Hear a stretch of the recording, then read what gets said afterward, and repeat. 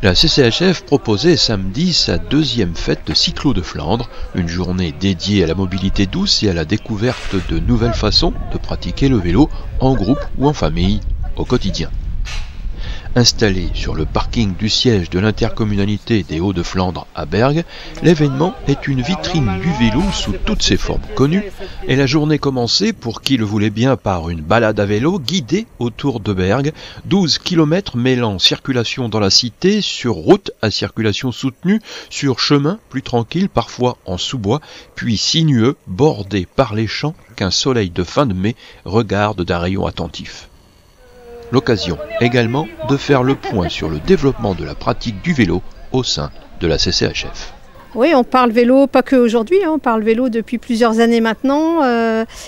C'est la deuxième fête du vélo, Cyclo de Flandre, mais il y a aussi tout un panel de propositions qui sont faites. Car en effet, le territoire de la CCHF, avec nos voisins belges et le département du Nord, participe au réseau Point Nœud, qui permet de créer votre itinéraire à vélo. Déjà 830 km de sentiers et chemins cyclables, agréables et sécures sont à votre disposition. On a un schéma cyclable qui est fait depuis 2 ans maintenant et on a 6 itinéraires phares qui vont se développer. Les premiers travaux vont commencer là sur une partie du territoire et vont se développer sur plusieurs années. Le président André Figoureux, dans son discours d'inauguration de cette journée festive sur le thème du vélo, a donné quelques précisions. Alors 53 km, c'est énorme. Nous allons commencer à partir du 12 juin prochain avec une liaison emblématique, c'est-à-dire entre Bierne et Bergues.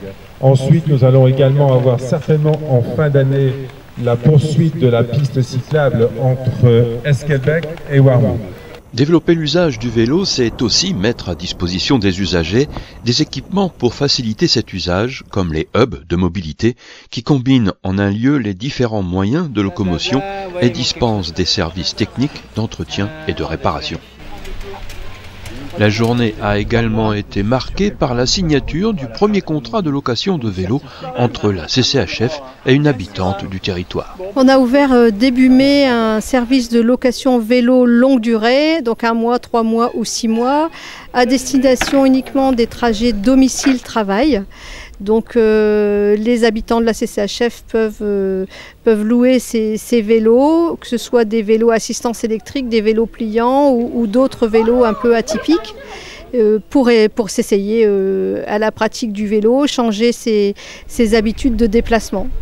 Les visiteurs ont pu essayer tous les vélos, même quand ils n'avaient pas tout à fait l'allure d'un vélo conventionnel, et même et surtout s'ils voulaient une boisson rafraîchissante avec les vélos à smoothie. Les enfants, petits et grands, ont pu s'amuser avec les vélos excentriques ou même prendre leur première leçon de vélo.